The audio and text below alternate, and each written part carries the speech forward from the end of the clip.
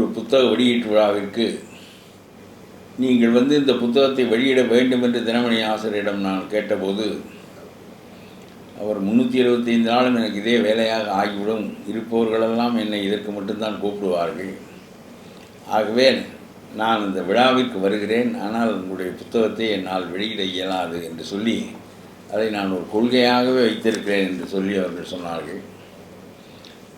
அதுபோல் அவர்கள் வந்திருக்கிறார்கள். இன்றைக்கு காலையில் தினமணியில் இந்த நூல் வெளியீட்டு விழா குறித்து எழுதியிருக்கிறார்கள். சிறந்தது என்று ஒரு மனிதன் கருதுகின்ற ஒன்றை போற்றுவதற்கு ஒரு பெரிய பெருந்தன்மை வேண்டும்.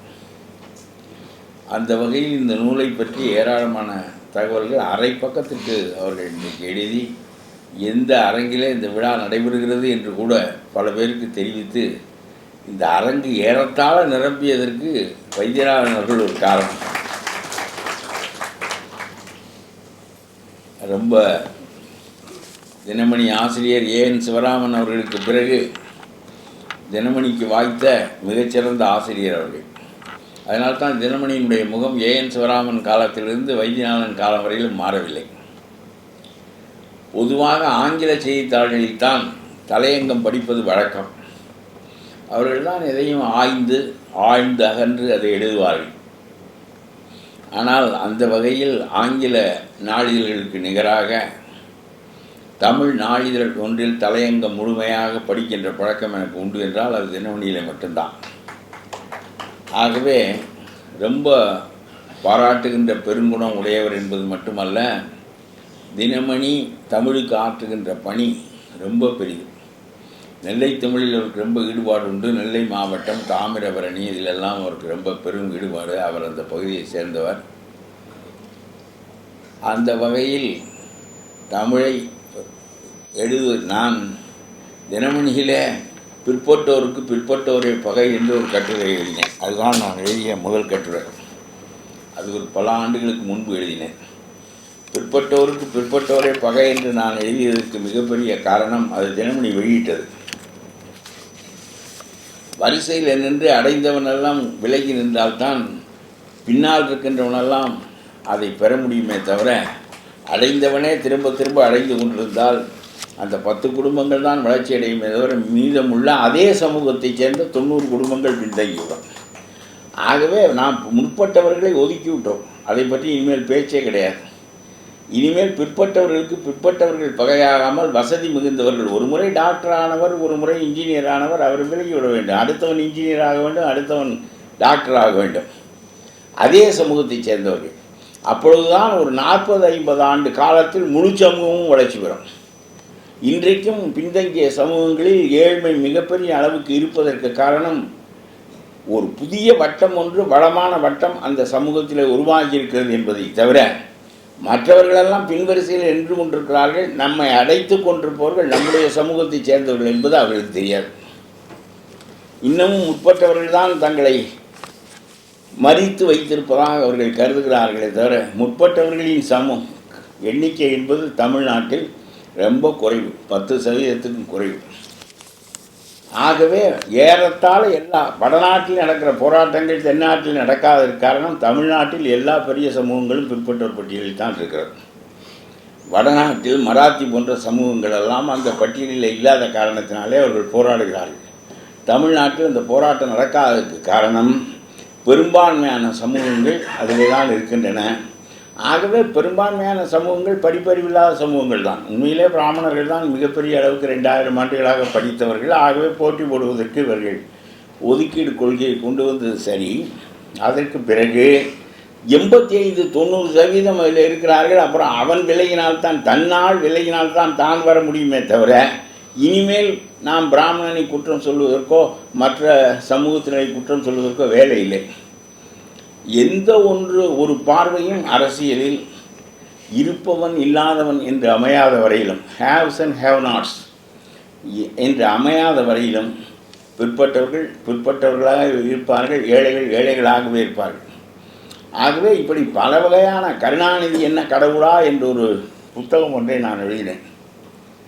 அது புத்தகம் அல்ல, கட்டுரைகளின் தொகுப்பு. அந்த கட்டுரைகள் முழுவதும் தினமணியில் எழுதப்பட்டவை தான்.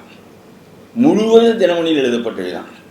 எழுத்து சுதந்திரம் கொடுப்பதில் நம்முடைய வைத்தியநாதனை போல துக்ளக் சோவை போல நான் யாரையும் பார்த்ததில்லை. இலங்கையை பற்றி, ஈழத்தை பற்றி நான் ஒரு கருத்து வைத்து எழுதுவேன். சோ அதை வெளியிட்டு விடுவார். பிறகு அதுக்கு மறுப்பு, அதற்கு பக்கத்திலேயே அவர் ஒரு கட்டுரை போடுவாரே தவிர என்னை அந்த கருத்தை மாற்றிக் கொள்ளுங்கள் என்று சொல்ல மாட்டார். ரொம்ப நான் எழுதிய பெருவாரியான கட்டுரைகள் துக்ளக்கிலும் தினமணியிலும் எழுதப்பட்டவை தான். அவையெல்லாம் புத்தகங்களாக வெளிவந்திருக்கின்றன. ஆனால் இப்பொழுது இதை எழுத வேண்டும் என்று என்னுடைய மகன்தான் சொன்னான். ஒரு விதமான கலவை, நீங்கள் அதை எழுதி பாருங்கள் என்று சொன்னான், பதிவு செய்யுங்கள் என்று சொன்னான். ரொம்ப அழகாக ஜெயமோகன் அவர்கள் பேசுகிற போது சொன்னார்கள், நான் ஏன் வெற்றி பெற முடியவில்லை என்பதற்கு அவர்கள் வைத்த விளக்கம் மிகச்சிறந்த விளக்கம். அது எனக்கு தெரிந்திருக்கவில்லை, நாம் வெற்றி பெற முடியாது என்று. அதற்கு காரணம், மிகச்சிறந்த தலைவர்கள் இந்த மண்ணில் வெற்றி பெற்றார்கள். என்னை விட படு நேர்மையானவர்கள், என்னை விட மிக சிறந்த தொண்டு மனப்பான்மையுடையவர்கள் வெற்றி பெற்றார்கள். இந்திய அரசியலை மாற்றியவன் காந்தி. இந்த கருத்தை நான் 25 வயதில் பெற்றேன். லூயி ஃபிஷருடைய புத்தகத்தின் வாயிலாக பெற்றேன். அந்த புத்தகம் என்னுடைய வாழ்க்கை போக்கை மாற்றியது. அவர் ஒன்றே ஒன்று சொன்னார், மேக்கிங் ஆஃப் மகாத்மா என்று ஒரு அத்தியாயம் எழுதியிருக்கிறார் லூயி ஃபிஷர். ஒரு கரம்சந்திர காந்தி சாதாரண மனிதன், குஜராத்தி வர்த்தக வகுப்பில் பிறந்த ஒரு மனிதன் மகாத்மாவாக எப்படி உருவாக முடிந்தது என்பதற்கு 2 காரணங்கள் சொல்லுகிறார். ஒன்று, சொல்லுக்கும் செயலுக்கும் இடைவெளி இல்லாமல் வாழ்வது என்று முடிவெடுத்தார். இன்னொன்று, இனிமேல் வாழ்வில் தனி சொத்து வைத்துக் கொள்வதில்லை என்று முடிவெடுக்கிறார். தனி சொத்து வைத்துக் கொள்வதில்லை என்ற முடிவும், சொல்லுக்கும் செயலுக்கும் இடைவெளி இல்லாத முடிவும் அவரை மகாத்மா காந்தியாக உருவாக்கியது. இது 2ம் நம்மால் செய்ய முடியாது, 2ம் செய்யவே முடியாது. மகாத்மா ஒரு மனிதனை, சாதாரண மனிதனை 1000 ஆண்டுகளுக்கு ஒரு முறை பிறக்கின்ற மனிதனாக மாற்றியது. பாரதி சொல்வான், 1000 வருடம் ஓய்ந்து கிடந்த பின்னர் வாராது போல வந்த மாமணி காந்தி. அந்த மாமணியை உருவாக்கியது இவ்வளவு சாதாரணமான 2 கோட்பாடுகள் என்றால் அதை நம்மால் கண்டுபிடிக்க முடியவில்லை. சொத்து வைத்துக் கொள்வதில்லை என்ற முடிவுடையவன் அரசியலில் மகாத்மாவாக உருவாவான். அப்புறம் இடைவெளி இல்லாமல் வாழ்கின்றவனும் மகாத்மாவாக உருவாழ்வான். நம்முடைய சாமியார்களே சொத்து இல்லாமல் இருப்பதில்லையே, நம்முடைய மடங்களே சொத்து இல்லாமல் இருப்பதில்லையே. 1000 வேலி 2000 வேலி என்று இல்லாமல் இருந்திருந்தால் பட்டினத்தாரை போல, தாய்மானவரை போல, வள்ளலாரை போல இவர்கள் இருப்பார்களே. ஆனால் நம்முடைய சமூகம் மாறி இருக்கும். எல்லாம் கார்ப்பரேட் சாமியார்கள் இருக்கிறார்கள். நித்யானந்தா, சக்கி, வாசுதேவ் எல்லாம் கார்ப்பரேட் சாமியார்கள். ஏராளமான சொத்துக்களை வைத்து கொண்டு அதை பார்த்து இவன் என்ன, பட்டினத்தார் ஒரு வரப்பில் தலை வைத்து தூங்கி கொண்டிருந்தார். 4-5 பெண்கள் தண்ணீர் எடுப்பதற்காக போனார்கள். போன்றபோது ஒருத்தியோடு பேசினாள், இந்த சாமியாருக்கு எவ்வளவு சுகம் தேவைப்படுகிறது பார், வரப்பில் தலை வைத்து படுத்திருக்கிறார், தலைக்கு உயரம் தேவைப்படுகிறது, இவ்வளவு சுகம் இந்த ஆளுக்கு தேவைப்படுகிறது, இவரெல்லாம் ஒரு சாமியார் என்று சொல்லிவிட்டு அவர்கள் போனார்கள். கிறுகிறுத்து போனார் பட்டினத்தார்.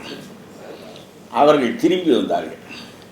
வருகின்ற போது பட்டினத்தாருக்கு வெட்கமாக போய்விட்டது. நம்முடைய தலைக்கு உயரம் தேவைப்படுகிறது, சுகம் தேவைப்படுகிறது என்று சொல்லிவிட்டார்கள் என்று வரப்பிலிருந்து தலையை எடுத்து சமதளத்தில் வைத்து கொண்டு படுத்திருந்தார். அந்த பெண்கள் போகின்ற போது சொன்னார்களாம், இன்னும் சமூகம் நம்மை பற்றி என்ன நினைக்கிறது என்கின்ற கவலை இவரை விட்டு போகவில்லையே, இவர் என்ன சாமியார் என்று சொன்னார்கள். செத்தார் பட்டினத்தார். அடியப்பா, அந்த மாதிரி மனிதர்கள் சமூகத்தை மாற்றி அமைத்து விடுவார். வள்ளலார் தான் நமக்கு வாய்த்த கடைசி மகான், ரமணர். ஆகவே அந்த மாதிரி மனிதர்களை பின்பற்ற வேண்டும் என்று தோன்றும். அவருடைய வீச்சு நம் மீது படும். அது இல்லாமல் இதையெல்லாம் ஒரு பெரிய தொழிலாக்கி, கார்ப்பரேட் நிறுவனங்களாக்கி, இதையெல்லாம் ஸ்பிரிச்சுவல் லைஃப் என்பது கார்ப்பரேட் நிறுவனங்களின் கைக்கு போய்விட்டால் இது இப்படித்தான் வரும். சிங்கப்பூரினுடைய தலைமை அமைச்சர் ஒரு முறை சொன்னார், இந்தியாவினுடைய பாராளுமன்றவாதிகளும் சட்டமன்றவாதிகளும் 50% கிரிமினல்கள் என்று சொன்னார். உடனே நம்முடைய நாடு தன்னுடைய எதிர்ப்பை தூதர் மூலமாக பதிவு செய்தது. அவன் என்ன சொல்லக்கூடாது சொல்லிவிட்டான், என்ன பொய்யை சொல்லிவிட்டான் என்பதைத்தான் நாம் சிந்தித்திருக்க வேண்டுமே தவிர, அதை விட்டுவிட்டு நாம் நம்முடைய பதிவை, எங்களுடைய நாட்டின் மீது அவதூறு பேசுகிறார் என்று சொன்னால் எது இருக்கிறதோ அதைத்தானே பேசுவான்.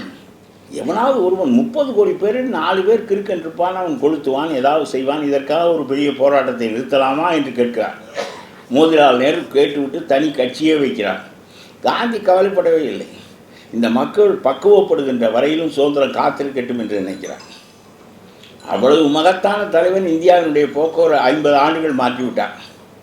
அதற்கு பிறகு அரசியலில் தூய்மையான மனிதர்கள் அவர் அழைத்த போது நான் வழக்கமாக முன்பு பேசியது ரொம்ப புகழ்பெற்ற வாசகம் ஒன்று உண்டு. அது துக்குளக் விழாவிலே நான் பேசினேன். காந்தி அழைத்தார், நாட்டில் உள்ள யோக்கியனெல்லாம் நம்மைத்தான் அழைக்கிறார் என்று உள்ளே வந்து விட்டான். அயோக்கியனெல்லாம் இந்த கிழவன் நம்மை அழைக்கவில்லை என்று ஒதுங்கி விட்டான். பின்னால் வந்த தலைவர்கள் இளைஞர்களை அழைத்தார்கள். எல்லா அயோக்கியனும் தலைவர் நம்மைத்தான் கூப்பிடுகிறார் என்று உள்ளே வந்து விட்டான். எல்லா யோக்கியனும் இந்த அழைப்பு நமக்கில்லை என்று ஒதுங்கி விட்டான் என்று சொல்லி, காந்தி அழைத்த போது தேவர் சமூகம் முத்துராமலிங்க தேவரை கொடுத்தது, நாடார் சமூகம் காமராஜை கொடுத்தது, பார்ப்பன சமூகம் ராஜாஜியை கொடுத்தது, ரெட்டியார் சமூகம் ஓபி ராமசாமி ரெட்டியாரை கொடுத்தது. ஒவ்வொரு சமூகமும் தன்னில் இருந்த மிகச்சிறந்த மனிதர்களை பொது வாழ்க்கைக்கு அளித்தது. பின்னால் வந்த தலைவர்களும் அழைத்தார்கள். அப்பொழுது அவர்களுக்கு தேவையான ஆளும் எங்களிடம் இருக்கிறார் என்று சொல்லி எல்லா அயோக்கியர்களையும் ஒட்டுமொத்தமாக அந்த கட்சிகளுக்கு இதே சமூகங்கள் அளித்தன. ஆகவே எல்லாவற்றிலும் நல்லவனும் இருப்பான், கெட்டவனும் இருப்பான். அழைக்கின்ற தலைவனை பொறுத்து நல்லவன் உள்ளே வருவான் அல்லது கெட்டவன் உள்ளே வருவான் என்கின்ற போக்கை நாம் பார்க்கின்றோம். ஆகவே காந்தி தான் பெரிய வியப்பு. அந்த காந்தியை பற்றி நான் படித்த புத்தகங்களிலே மிகச்சிறந்த புத்தகம் முதலிலே ஒன்று தான். 30-40 ஆண்டுகளுக்கு அந்த ஒரு புத்தகம் தான் வேத புத்தகமாக நான் திரும்பி பார்ப்பேன், லூயி ஃபிஷர் புத்தகத்தை. அதற்கு பிறகு அதற்கு நிகரான இன்னொரு புத்தகத்தை எழுதியவர் ஜெயமோகன். இன்றைய காந்தி என்று எழுதியிருக்கிறார். நீங்கள் அந்த புத்தகத்தை படித்திருக்க மாட்டீர்கள். காந்தியை பற்றி பல அரிய செய்திகளை நான் இவர் எழுதிய புத்தகத்தில் புதுமையாக நான் தெரிந்து கொண்டேன். ரொம்ப சிறந்த புத்தகம். காந்தியை போற்றி அவர் எழுதியிருக்கிறார். ரொம்ப சிறந்த புத்தகம். லூயி ஃபிஷருக்கு அடுத்து வைத்து மதிக்கத்தக்க மிகச்சிறந்த புத்தகம் அது. நிறைய எழுதுகிறார். எவ்வளவு நேரம்தான் படிப்பாரோ, எவ்வளவு நேரம்தான் எழுதுவாரோ, தூங்குவாரோ மாட்டாரோ, குடும்பம் நடத்துவாரோ மாட்டாரோ, ஒன்றுமே ஒரே எழுதி குவிக்கிறார். அந்த எழுத்தினுடைய கணம் குறையாமல் எழுதுவது என்பது ரொம்ப அபூர்வமானது. ஆகவே இப்பொழுதும் நான் இப்பொழுது படிப்பினுடைய வாழ்வு சுருங்கிக் கொண்டே வருகிறது. இருட்டுகின்ற நேரம் வந்து விட்டது. ஆகவே மாலை பொழுதுக்கு வாழ்க்கையில் வந்து விட்டோம் என்று என்னுடைய படிப்பு முறையை நான் ரொம்ப சுருக்கி கொண்டு விட்டேன். தகுதியான நூல்களை மட்டும்தான் படிப்பது, எல்லாவற்றையும் படிப்பதில்லை என்று சொல்லி எல்லாவற்றிலும் உயர்நிலை நூல்களை மட்டும்தான் படிப்பது என்ற முறைக்கு வந்த பிறகும் கூட நான் திரும்ப திரும்ப படிப்பது நம்முடைய ஜெயமோகனுடைய எழுத்துக்களை, வைத்தியநாதனுடைய தலையங்கங்களை. ஆகவே இதெல்லாம் ஒரு காலத்தின் வளர்ச்சி நிலையில் இதுபோல் சில பேராவது இருக்கிறார்களே என்று நாம் மகிழ்கிறோம். எழுத்து நாட்டினுடைய போக்கை மாற்றிவிடும். ஒரே ஒரு அன்டு திஸ் லாஸ்ட் என்ற புத்தகத்தை ஜான் ரஸ்கின் எழுதினான். அந்த புத்தகத்தை காந்தியிடம் ஒருவர் கொடுத்து ராத்திரி பயணத்துக்கு துணையாக இருக்கும் என்று ரயில் ஏற்றி விட்டபோது கொடுத்தார். அந்த புத்தகம் காந்தியை மாற்றியது. கடையனுக்கும் கடை தேற்றம் என்று தமிழிலே வந்தது. அதுபோல் சிவில் டிசோபீடியன்ஸ் என்று தோரோ எழுதிய ஒரு புத்தகம். அவன்தான் சொன்னான், இந்த அரசாங்கம் இன்னொருவனோடு போர் தொடுப்பதற்கு நான் வரி கட்ட மாட்டேன். நியாயம் இல்லாமல் உன்னுடைய கொழுப்பின் காரணமாக இன்னொரு நாட்டின் மீது நீ படையெடுப்பாய், அதுக்கு நான் வரி கொடுக்க வேண்டுமா என்று சொல்லி தோரோ கேட்டான். வரி கொடுக்காவிட்டால் உள்ளே வைப்பேன் என்று சொல்லி அரசாங்கம் உள்ளே வைத்தது. அப்பொழுது அவன் சொன்னான், 20 அடிக்கு 20 அடி உள்ள சிறையில் இருந்தால் என்ன, 2000 மேலுக்கு 2000 மேல் அகலம் உள்ள சிறையில் இருந்தால் என்ன, வெளியில் இருப்பதும் சிறைதான், உள்ளே இருப்பதும் சிறைதான் என்று சொன்னான் தோரோ. காந்தி மீது தோரோ படிந்தான். சிவில் டிசோபீடியன்ஸ் என்கின்ற அந்த புத்தகம் சத்தியாகிரகமாக மாறி காந்தி உலகத்திற்கே ஒரு சோதனை செய்து காட்டுகின்ற நிலைமை. தோரோ என்கின்ற சாதாரண அறிஞன், அவன் யாராலும் அறியப்படவில்லை. 30 பக்கம் கொண்ட ஒரு நூல் எழுதிய அவனை காந்தி வாங்கி கொண்ட காரணத்தினால், தகுதி வாய்ந்த மனிதன் வாங்கி கொண்ட காரணத்தினால் உலகின் போக்கே, இந்திய சுதந்திரத்தின் போக்கே மாறியது. ஆகவே எழுத்தாளர்கள் உலகத்தின் போக்கை மாற்றுகிறார்கள். தே ஷேப் த கண்ட்ரி. அது ஒரு பெரிய சாதாரணமான ஒன்றில்லை. தகுதி வாய்ந்த அவர்கள் உள்ளேயே இருந்து கொண்டு காரியம் செய்து கொண்டிருக்கலாம். இந்த மந்திரியாக இருக்கிறவன் கொண்டவன் அவனெல்லாம் காணாமல் போயிடுவான். எத்தனை மந்திரிகள் நமக்கு தெரியும். 40-50 ஆண்டுகளில் வராத மந்திரிகள் யார்? அவர்களெல்லாம் நமக்கு தெரியாது. பல முதலமைச்சர்களையே தெரியாது. ஆகவே எழுத்து நிற்கும், அறிவு நிற்கும், புதிய தடத்தில் பேசப்படுகின்ற செய்திகள் இருக்கும். அது ஒரு 100-200 ஆண்டுகள் கழித்த பிறகு கூட ஒரு சமூகத்தை உருவாக்கும் ஆற்றலுடையதாக அவையெல்லாம் மாறும். ஆகவே இந்த புத்தக விழாவிற்கு ஜெயமோகன் வர வேண்டும் என்பது என்னுடைய பெரிய விருப்பம். சொன்ன உடனே அவர் அதை ஏற்றுக்கொண்டு விட்டார். சொன்ன உடனே ஏற்றுக்கொள்ளவில்லை வைத்தியநாதன். சொன்ன உடனே அவர் ஏற்றுக்கொண்டார். வைத்தியநாதன் ஏற்றுக்கொள்ளாததுக்கு பெரிய காரணம் உண்டு. அவரை தினந்தோறும் அழைப்பார்கள் என்று அவர் சொன்னார். ஆகவே இவர்கள் கிழக்கு பதிப்பகம் பத்திரி நான் தன் வரலாறே வெளியிட்டதில்லை, இப்பொழுது வெளியிட்டிருக்கிறேன் என்று சொன்னார். எனக்கு இவர் வெளியிட்டிருக்கிறாரா என்றெல்லாம் எனக்கு தெரியாது. இவரோடு எனக்கு தொடர்பே கிடையாது. அந்த அம்மா மேனேஜர் இருக்கிறார்கள் வைதேகி, அவர்களோடு மட்டும்தான் தொடர்பு. எழுதவா என்று கேட்டால் எழுதுங்கிடன்றார். ஒரு 2-3 அத்தியாயம் எழுதி அனுப்பினேன். நீங்கள் படித்து பாருங்கள், படிப்பதற்கு சுவையாகவும் சரியாகவும் பட்டால் இதை தொடர்ந்து நான் 20-30 அத்தியாயம் எழுதுகிறேன், இல்லாவிட்டால் வேண்டாம் என்று சொன்னேன். அவர் அதை தன்னுடைய பதிப்பகத்தில் இருக்கிற படிப்பவர்களுக்கு அனுப்பி அவர்களையும் அபிப்பிராயம் கேட்டு நன்றாக இருக்கிறது என்று சொல்லுகிறார்கள், நீங்கள் எழுதுங்கள் என்று சொன்ன பிறகுதான் நான் எழுதினேன். அப்பொழுது என்னுடைய அலுவலகத்தில் ஒரு முஸ்லீம் பெண்மணி, மதீனா என்று பெயர், இரவு முழுவதும் நான் எழுதி கொண்டே இருப்பேன், பகல் முழுவதும் அவர் தட்டச்சு செய்வார். சில சமயம் இரவு 9 மணி வரையிலும் கூட தட்டச்சு செய்வார். அவரை கூட்டி கொண்டு போவதற்கு அவருடைய கணவர் வந்து காத்திருப்பார். அந்த அளவுக்கு அவர்கள் இந்த புத்தகத்தை 1 மாதத்தில் எழுதி முடித்தோம். 1 மாதத்தில் அச்சடித்து தட்டச்சு செய்து கிழக்கு பதிப்பகத்துக்கு அனுப்பி அவர்கள் 3-4 நாட்களில் தயார் செய்து புத்தக கண்காட்சிக்கு அதை கொண்டு வர வேண்டும். இந்த சீக்கிரம் இதை நடத்த வேண்டும் என்று நாங்கள் விரும்பியதன் காரணமாக இந்த காரியங்களெல்லாம் நடந்து முடிந்தன. ரொம்ப அவர் சொன்ன அந்த மைக்ரோ பாலிட்டிக்ஸ் ரொம்ப அது ஒரு பெரிய ஆய்வு. அது பெரிய ஆய்வு. நான் அதை வாங்கி கொண்டிருக்கிறேன், அதை யோசிக்க வேண்டும் என்று நான் நினைக்கின்றேன். அவ்வளவு ஜனநாயகம் எல்லா குறைபாடுகளுக்கும் இடையேயும் சிறந்தது என்பது அவருடைய கருத்து. நாம் ஜனநாயகத்திற்கு பழக்கப்பட்டவர்கள் இல்லை. இங்கிலாந்திலே பாருங்கள், தலைமை அமைச்சர்களை மாற்றுகிறார்கள், கட்சி அப்படியே இருக்கிறது. ஒரு தலைமை அமைச்சரால் அந்த சிக்கலை தீர்க்க முடியவில்லை என்றால் அவர் வெளியேற்றுகிறான், கட்சிக்காரன் எம்பி வெளியேற்றுகிறான், கட்சி தொண்டர்களும் அதில் பங்கு கொள்கிறார்கள். 2வது ஆள் வருகிறார், 2வது பிரதம மந்திரியும் வெளியேற்றப்படுகிறார். 3வது இப்பொழுது நம்முடைய நாட்டுக்காரர் வம்சாவளியைச் சேர்ந்தவர் தான் இங்கே தலைமை அமைச்சராக இருக்கிறார். 3 முறை கன்சர்வேட்டிவ் கட்சி தலைமை அமைச்சரை மாற்றுகிறது, கட்சி நிலைத்து நிற்கிறது. 200 ஆண்டுகள் 300 ஆண்டுகள் கட்சி நிலைத்திருக்கிறது. இங்கே தலைவன் தான் கட்சியாக இருக்கிறான். ஆகவே கட்சியை விட்டு தலைவனை வெளியேற்றுவது என்பது கிடையவே கிடையாது. தலைவன் தான் எதிர்த்து நிற்கின்றவனை வெளியேற்றி விடுகிறான். அதனாலே தான் நமக்கு மிகப்பெரிய சிரமம் வருகிறது. நான் பொதுவாக பேசிய பேச்சு ஜெயலலிதா என்னை கட்சியை விட்டு தூக்கி எறிந்து விட்டார். பொதுவாக ஒரு பேச்சு பேசினேன். எம்எல்ஏ ஆக இருந்தால் பெஞ்சை தட்டலாம், காசு வாங்கலாம், வேறு என்ன செய்யலாம் என்று துக்ளக் ஆண்டு விழாவிலே பேசினேன். சும்மா போகின்ற போக்கில் பாசிங் ரிமார்க் என்று சொல்வார்கள், ஜோவியல் ரிமார்க்ஸ் என்று நான் பேசிய பேச்சு. அது ஒரு பெரிய குற்றமாக என் மீது சுமத்தப்பட்டது. இன்னொரு கருத்து ஒன்று சொல்லியிருந்தேன். அதை நான் பேசி அவர்களே இவருடைய பார்வைக்கு அனுப்பிவிட்டார்கள். அப்பொழுது சொன்னேன், காரைக்குடியில் குதிரைவண்டி ஸ்டாண்டிலிருந்து முத்தாளம்மன் கோயிலுக்கு போகிற சிமெண்ட் பாதை போட்டு, சிமெண்ட் சாலை போட்டு 3 மாதம் தான் ஆகிறது, குண்டு குழியாக ஆகிவிட்டது. நம்முடைய சேர்மன் கற்பகம் தான் இந்த சாலையை போட்டார். ஆகவே இவ்வளவு பெருமைக்குரிய சாலையை போட்டு அந்த சாதனையை செய்த நம்முடைய சேர்மன் கற்பகம் அவர்களுடைய பெயரை அந்த சாலைக்கு சூட்ட வேண்டும்.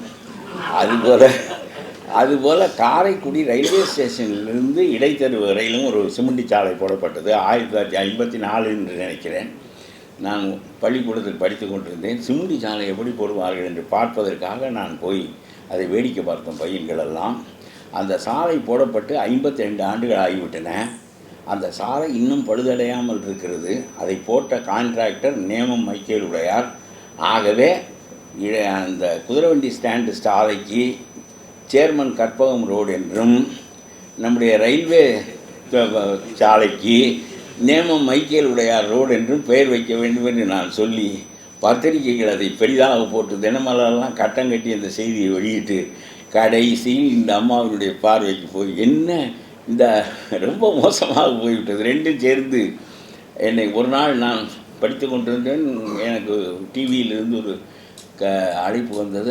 ஐயா என்னையா தூக்கி விட்டார்கள், உங்களுடைய கருத்து என்ன, எதிலிருந்து தூக்கி விட்டார்கள் என்று கேட்டேன். கட்சியிலிருந்து தூக்கி விட்டார்கள், எதற்கென்றேன். தொலைபேசியில் அடிக்கடி செய்தியாக ஓடிக்கொண்டிருக்கிறது, உடனே பாருங்கள் என்று சொன்னார்.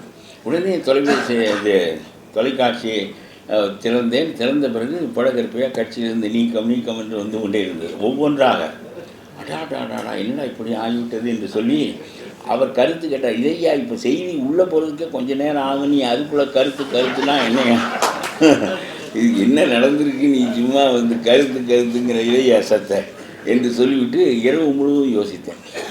எனக்கு நினைத்தேன், அந்த கட்சியின் காரணமாக நாம் அந்த எம்எல்ஏ பதவியை பெற்றோம். ஆகவே அந்த பதவியில் நீடிப்பது அவர்கள் நினைக்கிறார்கள். நான் பொதுவாக ஊழலை பற்றி பேசியது அந்த அம்மாவுக்கு வருத்தமாக இருக்கிறது. ஆனால் என்னை எம்எல்ஏயாக ஆக்கியவர்கள் அவர்கள்தான். 6 மாதம் 1 வருடத்திற்கு முன்னாலேயே உன்னை போல ஆளெல்லாம் சட்டமன்றத்துக்கு வர வேண்டும் என்று சொல்லி என்னை எல்லாம் அப்பொழுது என் காலத்திலேயே ஏஜென்ட்டுகள் வந்து விட்டார்கள். அவர்களுக்கு பணம் கொடுத்து சீட்டு வாங்குவது என்கின்ற முறை வந்து விட்டது. அது ஒரு 20-30% பேர் அது மாதிரி 1 கோடி 1.5 கோடி எல்லாம் கொடுத்து இடம் பெற்றார்கள். எந்த ஒன்றும் கொடுக்காமல் இடம்பெற்றோம். அந்த அம்மையார் தான் நம்மை நிறுத்தினார்கள். அவர்களுக்கு பிடித்த அரசியலை அவர்கள் நடத்தி கொள்ளட்டும், பிடிக்கவில்லை என்றால் நாம் வெளியே போவோம். அவர்கள் தந்த பதவியோடு நாம் போக வேண்டாம். ஏனென்றால் என்னை பதவி விட்டு நீக்க முடியாது. எலெக்டட் பை தி பீப்புள், அவர்களுக்கு அந்த அதிகாரம் கிடையாது. ஆகவே நான் அந்த பதவியை அடுத்த நாள் காலையில் ராஜினாமா செய்வதற்காக போனேன். ஜலாலுதீன் என்று செக்ரட்டரி இருந்தார். அவர் சொன்னார், ஐயோ என்னையா நீ விளங்காத ஆளாக இருக்க, இப்போ அம்மா உன்னுடைய ராஜினாமாவை தெரிஞ்சிருச்சு, அம்மாவுக்கு நிறுத்தி வச்சு சொல்லியிருக்காங்க ஒரு 3 நாள், நீ வந்து ஒன்று செய்ய, நேராக அம்மாட்ட போய் அம்மா நான் உங்களுக்கு ரொம்ப விசுவாசமானவன், நான் பேசுனது வேறு, இவங்க வேறு ஒன்று போட்டு விட்டாங்கம்மா அப்படின்னு சொன்னேன். இல்லை நான் பேசுனது தானே போட்டிருந்தாங்க, ஆனந்த உடனே அட்டைப்படத்தில் போட்டிருந்தாங்க. ஆனந்த உடனே தான் நமக்கு வில்லனாக வந்தது. நான் பேசுனது தான் போட்டிருந்தாங்கன்னா அதெல்லாம் தெரியும் என் அம்மாவுக்கும். நீ போய் அம்மாட்ட சொல்லு, அம்மா நான் ரொம்ப விசுவாசமானவன், நான் பூரண விசுவாசி, முழு விசுவாசி, அதான் அவங்களுடைய முழு விசுவாசி. அதனால் நான் வந்து அதையெல்லாம் நினச்சி பேசுகிறேன். நான் பொதுவாக பேசினேம்மா, இந்த மற்ற கட்சிக்காரங்கெல்லாம் அப்படி தானே இருக்காங்க, அதுக்கு பேசினேன், இவங்க நம்ம கட்சிக்கு திருப்பி விட்டாங்க, நீங்கள் அதனால் அம்மா நீங்கள் தான் எனக்கு எல்லாம் அப்படின்னு சொல்லி, முடிஞ்சால் காலில் விழு, இல்லை விழுந்து எந்திரிக்க முடியாதுன்னு சொன்னால் இந்த வார்த்தையாவது பேசு, நான் உங்களுக்கு ரொம்ப விசுவாசமானவேன்னு சொல்லு. அப்புறம் அம்மா வந்து கொஞ்சம் நேரம் பார்ப்பாங்க. அப்புறம் நீ ஒரு பக்க விளம்பரம் ஒரு வார பத்திரிக்கையில் கொடுத்துரு, நான் பூரண விசுவாசி, முடிஞ்சு மறுபடியும் நீ மந்திரி ஆயிடுவா, உனக்கு தெரியாது. எப்பவும் இந்த மாதிரி முனைப்பாக நின்று திரும்புகிறவங்களை தான் அம்மாவுக்கு ரொம்ப பிடிக்கும்னா. ஆஹா, மந்திரி ஆவதற்குரிய எளிய மார்க்கம் அது. ஆனால் என்னுடைய வீட்டை தாக்கினார்கள் இதை நான் செய்வதற்காக. ஆனால் அம்மா ஒன்று சொன்னார்களாம், அவன் அப்படித்தான் இருந்தான், அவன் இருந்ததை பேசினான், விடு, அவனை போட்டு ஏன் தொந்தரவு பண்ணுறீன்னு சொல்லி கட்சிக்காரர்களை என் வீட்டை தொடர்ந்து தாக்குவதை நிறுத்திவிட்டார்கள். கொள்ளை அடித்து விட்டு நான் அதை பேசியிருந்தால் நிச்சயமாக அந்த வீடு தீக்கிரையாகிருக்கும். அந்த மாதிரி பல ரொம்ப ஸ்ட்ராங் பர்சனாலிட்டி நான் சந்தித்த அரசியல்வாதிகளிலே ரொம்ப ஸ்ட்ராங் பர்சனாலிட்டி ஜெயலலிதா தான். நான் ஒரு முறை ஈழப் போராட்டம் சம்பந்தமாக அவர்களுக்கு ஒரு யோசனை சொன்னேன். கருணாநிதி ஆட்சியில் இருந்தார். என்னிடம் ரொம்ப பிரியமாக இருப்பார்கள். அடிக்கடி நான் போய் அவர்களோடு உட்காருங்கள் என்று சொல்வார்கள். அவர்கள் உட்கார்ந்த பிறகு நான் உட்கார்ந்து கொள்வேன், அது மட்டும்தான். அப்புறம் ஒரு போராட்டம் நடத்தலாம், அம்மா இந்த மாதிரி இவர் ஆட்சியில் இருக்கார், கீழே மேலே டெல்லியில் இருக்காங்க, ஈழத்திற்காக ஒரு போராட்டம் நடத்தலாம். சரி, முதல்ல காமராஜர் அரங்கத்தில் ஒரு கூட்டம் போடுவோம், பிறகு ஒரு போராட்டம் நடத்துவோம் என்று சொன்னேன். சொன்னதற்கு அவர்களுக்கு ரொம்ப பிரியமாகிவிட்டது. சரி செய்வோம் என்று சொன்னார்கள்.